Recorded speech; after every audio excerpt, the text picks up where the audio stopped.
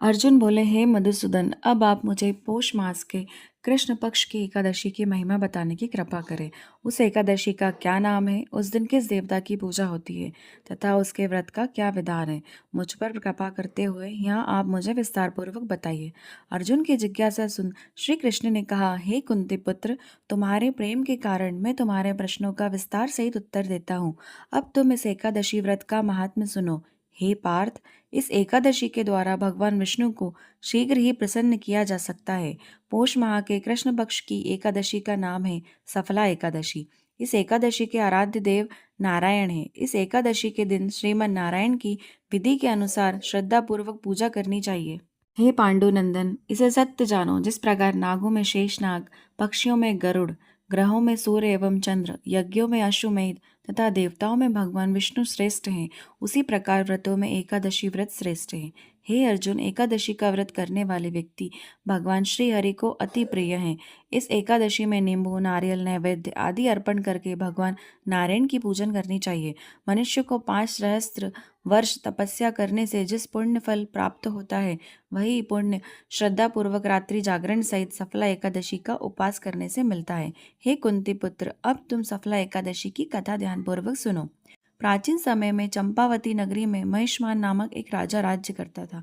उसके 4 पुत्र थे। उसका सबसे ज्येष्ठ पुत्र लुम्पक अत्यंत दुष्ट एवं महापापी था। वह सदैव परस्त्री गमन में तथा वैश्याओं पर अपने पिता का धन व्यय किया करता था। देवता, ब्राह्मण, वैष्णव आदि सुपात्रों की निंदा करके वह अति प्रसन्न होता था।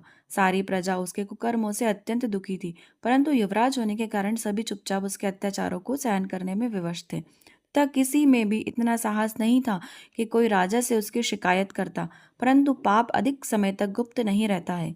एक दिन राजा महिष्मान को लुम्पक के कर्मों का पता चल ही गया। तब राजा अत्यधिक क्रोधित हुआ तथा उसने लुम्पक को अपने राज्य से निष्कासित कर दिया। पिता द्वारा त्यागते ही लुम्पक को अन्य सभी ने भी त्याग दिया। अब वह विचार करने लगा, मैं क्या करूं, कहाँ जाऊं। अंत में उसने रात्रि को पिता के राज्य में चोरी करने का निश्चय किया। वह दिन में राज्य से बाहर निवास करने लगा तथा रात्रि में अपने ही पिता की नगरी में जाकर चोरी तथा अन्य पाप कर्म करने लगा। रात्रि में वहां जाकर नगर के निवासियों को मारता तथा कष्ट देता।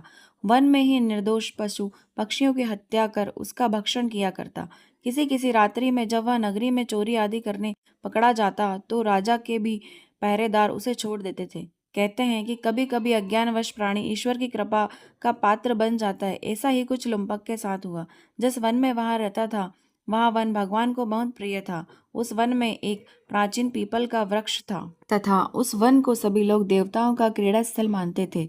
वन में उसी पीपल के वृक्ष के नीचे महापापी लुम्पक रहता था। कुछ दिवस पश्चात पौष मास के कृष्ण पक्ष की दशमी के दिन वस्त्रहीन होने के कारण लुम्पक तेज ठंड से मूर्छित हो गया। ठंड के कारण वह रात्रि को शयन भी नहीं कर सका तथा उसके हाथ पैर अकड़ गए। वह रात्रि में अत्यंत कठिनता से व्यतीत हुई, किंतु सूर्योदय होने पर भी उसकी मूर्छा भंग नहीं हुई। वह ज्यों का त्यों पड़ा रहा। सफला एकादशी के मध्याह्न काल तक वह पापी मूर्छित ही पड़ा रहा। जब सूर्य के तपने से कुछ गर्मी मिली, तब उसे होश आया तथा वह अपने स्थान से उठकर किसी प्रकार चलते हुए वन में भोजन की खोज करने लगा। उस दिन वह शिकार करने में असमर्थ था, इसलिए पृथ्वी पर गिरे हुए फलों को लेकर पीपल के वृक्ष के नीचे चला गया। तब तक भगवान सूर्य अस्ताचल को प्रस्थान कर गए थे। भूखा होते ही वह उन फलों का सेवन न कर सका, क्योंकि कहाँ तो वह नित्य जीवों की हत्या कर उनका मांस का भक्षण करता था और कहाँ वह फल ग्रहण करने को विवश है। उसे फल तनिक भी अच्छे नहीं लगे, अतः उसने उन फलों को पीपल के जड़ के समीप ही रख दिया तथा दुखी होकर बोला, हे ईश्वर, यह फल आपको ही अर्पण है, इन फलों से आप ही तृप्त हो। ऐसा कहकर वह रोने लगा तथा रात्रि में उसे निंद्रा नहीं आई। वह रात्रि पर्यंत रुदन करता रहा। इस प्रकार उस पापी से अज्ञानतावश एकादशी का उपवास हो गया। उस महापापी के इस उपवास तथा रात्रि जागरण से भगवान श्री हरि अत्यंत प्रसन्न हुए तथा उसके सभी पाप नष्ट हो गए।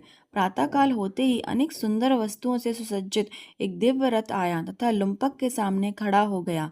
उसी समय आकाशवाणी हुई, हे युवराज, भगवान नारायण के प्रभाव से तेरे सभी पाप नष्ट हो गए हैं। अब तू अपने पिता के समीप जाकर राज्य प्राप्त कर। आकाशवाणी को सुनकर लुम्पक अत्यंत प्रसन्न होते हुए बोला, हे प्रभु, आपकी जय हो। ऐसा कहकर उसने सुंदर वस्त्र धारण किए। उसके उपरांत अपने पिता के समीप गया। पिता के समीप पहुंचकर उसने संपूर्ण कथा पिता को सुनाई। पुत्र के मुख से सारा वृत्तांत सुनने के पश्चात पिता ने अपना समस्त राज्य तत्क्षण ही पुत्र को सौंप दिया तथा वहां स्वयं वन में चला गया। लुम्पक शास्त्रानुसार राज्य करने लगा। उसकी पत्नी, पुत्र आदि भी श्री विष्णु के परम भक्त बन गए। वृद्धावस्था आने पर वह अपने पुत्र को राज्य सौंपकर भगवान का भजन करने के लिए वन में चला गया। अंत में परम पद को प्राप्त हुआ। हे पार्थ, जो मनुष्य श्रद्धा एवं भक्ति पूर्वक इस सफला एकादशी का उपास रखते हैं, उनके सभी पाप नष्ट हो जाते हैं एवं मुक्ति को प्राप्त होते हैं। हे अर्जुन, जो मनुष्य इस सफला एकादशी के महात्म को नहीं समझते, उन्होंने पूंछ एवं सिंहों से विहीन पशु को ही समझना चाहिए। सफला एकादशी के महात्म का पाठ करने एवं श्रवण करने से प्राणी राजसूय यज्ञ के समान फल प्राप्त करता है।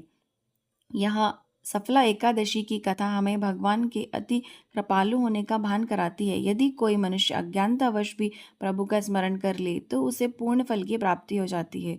यदि मनुष्य निश्चल भाव से अपने पापों की क्षमा याचना करे तो भगवान उसके बड़े से बड़े पापों को भी क्षमा कर देते हैं। लुम्पक जैसा महापापी भी भगवान श्री हरि की कृपा से वैकुंठ का अधिकारी बना। तो भक्तजनों, अगर आपको वीडियो पसंद आया तो इसे लाइक करें, शेयर करें और हमारे चैनल को सब्सक्राइब करना ना भूलें।